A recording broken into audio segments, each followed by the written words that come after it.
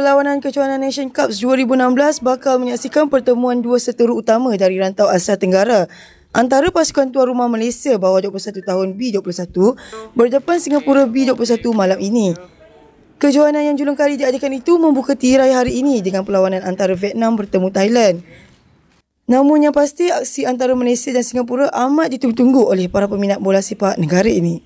Ketua Jurulatih B21 Malaysia, Frank Bernhard berkata, anak didiknya dijangka tidak menghadapi masalah untuk menentang pasukan Singapura B21.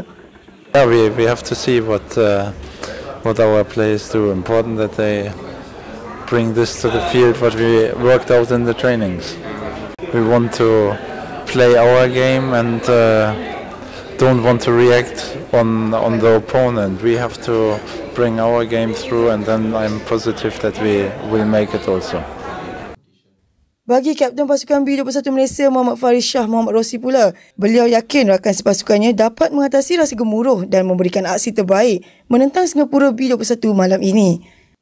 Dari segi mentaliti, kami tengok sekarang player-player lain pun dah ready untuk game esok. So penyokong-penyokong pun nak apa yang nak kami menang untuk game lawan Singapura esok.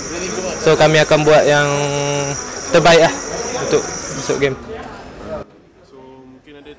Beliau berkata demikian pada sidang media di Hotel Hilton semalam. Perlawanan bakal berlangsung di Stadium Haji Bat jam 8.30 malam ini.